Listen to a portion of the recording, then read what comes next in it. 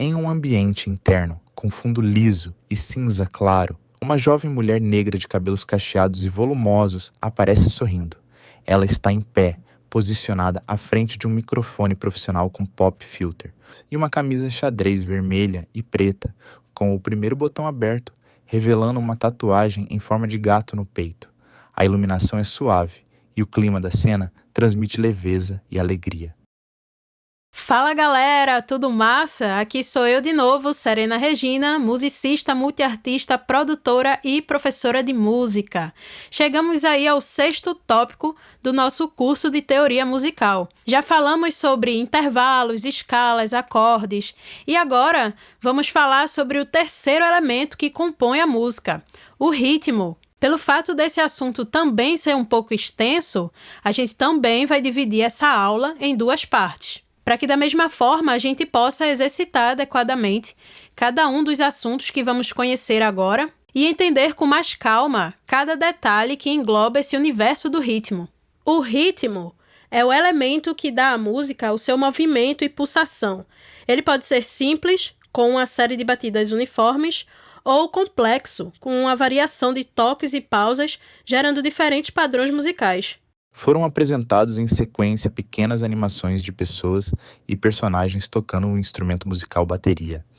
Já o tempo, em música, se refere à velocidade com que a música é tocada. Ele serve como uma régua que mantém a consistência do ritmo durante a música. Para essa tal medida, nós usaremos o número de BPM, que significa batidas por minuto, definindo assim o andamento da música. Por exemplo, se a velocidade de uma música está em 60 BPM, significa que há 60 batidas por minuto. A imagem tem formato horizontal, com um fundo em tons de azul escuro, mostrando um ambiente interno desfocado que parece ser um estúdio ou sala com equipamentos musicais. Ao centro, há um grande retângulo branco com transparência suave, destacando o conteúdo informativo. Na parte superior central, em letras maiúsculas pretas e em negrito, está o título, Tempo e Ritmo. Abaixo, em fonte menor e preta, o tempo é medido pelo. No centro da imagem, em letras muito grandes e em negrito, BPM. Logo abaixo, entre parênteses e em fonte menor, batidas por minuto. Na parte inferior do quadro, aparece a explicação, 60 BPM, igual contaremos 60 pulsações dentro de um minuto. Se o número de BPM for maior, obviamente teremos mais batidas por minuto e assim a música será mais rápida. Da mesma forma, ao contrário, né? Se o número de BPM for menor, teremos menos batidas por minuto, portanto a música será mais lenta. Para entendermos ainda mais essa questão do BPM, eu vou apresentar para vocês o maior inimigo dos músicos preguiçosos, o metrônomo. O metrônomo é um dispositivo que produz uma batida regular, marcando o tempo em intervalos precisos. O fato do metrônomo poder ser ajustado para diferentes BPMs faz com que ele seja uma ferramenta essencial para o estudo e a execução de uma peça.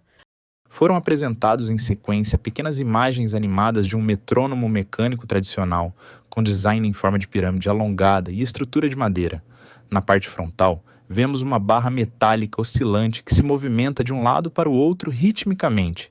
Essa haste possui um pequeno peso ajustável, que desliza verticalmente para regular a velocidade do tic-tac. No centro do metrônomo, há uma régua vertical com marcações numéricas, indicando os valores de BPM, batidas por minuto, usados para definir a velocidade do tempo musical. A animação mostra a haste em movimento, reproduzindo visualmente o funcionamento do metrônomo, um movimento contínuo, regular e oscilante, simulando o ritmo musical marcado em pulsos. Bom, esses modelos que apareceram aí agora são modelos bem mais antigos, né, que chamamos de analógico. Hoje em dia, a gente já tem acesso aos metrônomos no nosso próprio smartphone, baixando um simples app. Criar uma intimidade com o metrônomo é essencial para quem quer fazer música, porque é até por meio dele que a gente consegue aprimorar a execução, né, no instrumento. E isso, na hora de gravar fica uma beleza. Ah, e produtores, vocês também não escapam dessa, né? O produtor ele também precisa entender de metrônomo, porque ele precisa saber identificar o andamento de uma música. Você não precisa necessariamente ser um robô, mas um músico bem treinado no metrônomo tem uma execução muito mais precisa, diminuindo assim o tempo gasto na gravação e, consequentemente, na edição também. Uma música bem executada diminui a necessidade de correções, e isso também faz com que ela soe mais natural, agregando assim mais qualidade ao produto final. Tá, massa? Deu para entender a importância do metrônomo. Mas e aí, como é que eu vou fazer para identificar? Caso você não tenha as informações para configurar lá, né, o metrônomo, existem sim apps, softwares e sites que podem aí te ajudar a identificar o andamento de uma música. Mesmo assim, é importante que você continue sempre praticando esse estudo de tempo e ritmo, porque mesmo fazendo uso dessas ferramentas, pode acontecer do resultado dar errado e você não perceber. O ideal é que você use essas ferramentas para poder checar se a sua identificação está correta ou não. Mas então, como é que a gente faz, né, para desenvolver essa aptidão de identificar o compasso de uma música? Primeiramente, é interessante conhecer as fórmulas do compasso. As fórmulas de compasso são representações numéricas escritas como uma fração, que indicam como as batidas de uma música estão organizadas dentro de cada compasso. Um compasso, por sua vez, é uma divisão da música em pequenos segmentos, onde cada segmento contém um número fixo de batidas. A imagem apresenta um quadro educativo com o título centralizado na parte superior, Tempo e Ritmo, escrito em letras maiúsculas pretas e negritadas. Logo abaixo há uma pauta musical, pentagrama, com 5 linhas horizontais e 2 divisões verticais chamadas compassos. No início da pauta está o símbolo da clave de Sol, seguido pela fórmula de compasso, 2/4. A pauta está vazia, sem notas, apenas com linhas divisórias que separam os compassos. Abaixo da pauta, há linhas vermelhas em forma de colchete ligadas às palavras compasso, 2 vezes, indicando que cada trecho entre as linhas verticais é um compasso. Já já vamos entender melhor. Essas frações funcionam assim. O número superior indica o número de batidas por compasso. No lado esquerdo da imagem, aparece uma clave de Sol seguida da fórmula de compasso 4/4. O número 4 superior está destacado com um círculo vermelho e uma seta apontando para ele. À direita, ligado à seta vermelha, há o texto explicativo, que diz: numerador, ele indica a contagem, ou seja, a quantidade de batidas por compasso. Por exemplo, se o compasso for 4/2, 4/4, 4/8, 4/16, 4/32 e por aí vai, tendo o numerador número 4, significa que haverão 4 batidas por compasso. Mas, se o numerador for o número 3, isso quer dizer que teremos 3 batidas por compasso. O mesmo caso para os outros números, como o 2, o 5, o 6 e por aí vai. Nas imagens foram exibidas várias fórmulas de compasso diferentes, com os numeradores 4, 3, 2, 5 e 6, todas com clave de Sol. Na tela atual encontramos exemplos diversos dispostos em 2 linhas. Na linha superior temos os compassos 7/2, 8/4, 10/8. Na linha inferior encontramos 9/16, 12/32, 16, 64.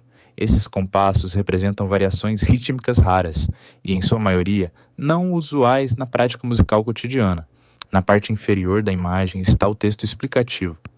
Exemplos de contagens diversas, mas dificilmente você encontrará um desses compassos. Com esse simples conhecimento, a gente já consegue partir para o nosso primeiro exercício, a contagem do compasso. Pense numa música, ponha ela para tocar e tente identificar a contagem do compasso. Se são 2 toques, 3 toques, 4. Uma dica que pode ajudar quem está começando é prestar sempre atenção na bateria. Geralmente ela marca o tempo forte no bumbo. Descobrindo o tempo forte, fica mais fácil de manter uma contagem e descobrir qual compasso se encaixa ali. Conseguir identificar a contagem de um compasso é essencial na hora de iniciar uma sessão de gravação de uma música. Tanto os músicos como os produtores precisam estar sempre atentos a essa contagem. Mas bem, dando continuidade, vamos agora falar sobre o número inferior. O denominador da fórmula do compasso indica qual figura musical receberá o valor equivalente a um tempo. Ou seja, enquanto o número de cima nos dirá quantas batidas por compasso nós teremos que contar, o número de baixo nos dirá qual figura valerá uma batida. Então, nesse caso, é interessante que a gente conheça as figuras musicais. A imagem apresenta uma tabela com 3 colunas.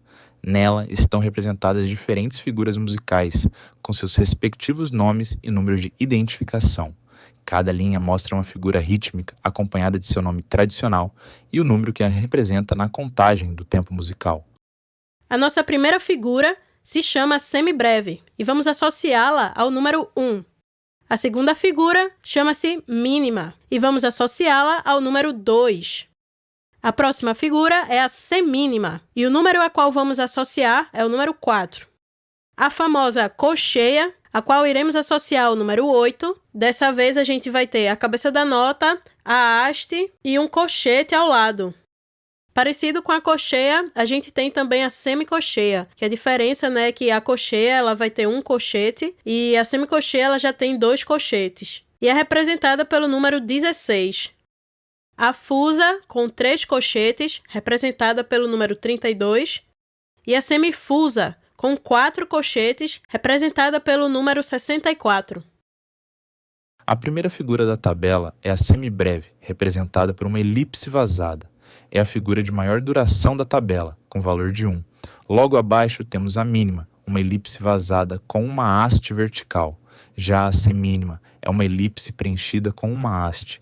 A colcheia é igual à semínima, mas com uma bandeirola ao lado esquerdo da haste. Semicolcheia é semelhante à colcheia, mas com 2 bandeirolas. A fusa possui 3 bandeirolas e a semifusa 4 bandeirolas. É a figura de menor duração, com valor de 64.